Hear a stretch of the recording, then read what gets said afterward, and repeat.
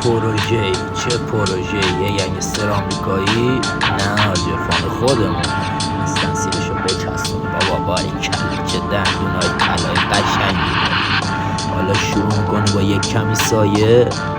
آره اینجوریاست روش کار